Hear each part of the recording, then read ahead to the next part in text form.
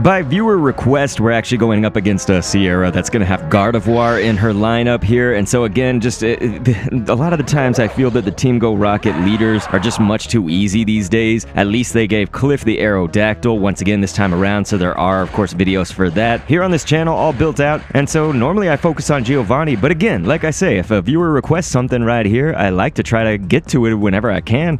Been covering a lot of Pikmin 4 stuff on my other YouTube channel that is close to 200,000 subscribers, so clearly it's been taking up a lot of my time, but here we go. Okay, you guys. The other component of what we're doing right now is that this is a sort of adding in an extra challenge element to it, and I always do this. I mean, sometimes it's to see if you guys like it. You know, I think you guys like, of course, a small challenge added to it rather than just like a complete stomp. Like, I could use 3,000 CP legendary mythical Pokemon, whatever, and just like stomp her, but I try to come from the more challenge perspective for the interest, but also maybe to help beginners out or to help people from all different sort of walks of life in Pokemon Go. Everyone's always at a different perspective, right? You know, some people are living rural, some people live with a ton of spawns and varying degrees of Pokemon they've caught. So anyway, Galarian Stunfisk, like if you just have a good Galarian Stunfisk with Muddy Water and you could even teach it a second attack, probably give it Mud Shot, of course, as its fast attack, you're set for so many different, I guess, avenues of Team Go Rocket fights. But here's the Gardevoir finally that we can talk about and maybe focus on a little bit more. This account also is a level 47. That's my main account right here. And the only reason that's important is just because if you didn't know, Team Go Rocket, their CP amounts are going to be higher. Actually, the higher that your trainer level will be. So if you're below 47, hey, you're going to be fighting a Gardevoir that's less than this. So here was the good thing about if you're going to do kind of this challenge element or whatever, I did have Flash Cannon on this Galarian Stunfisk right here while also having Muddy Water. So that is going to like kind of set up an advantage right there.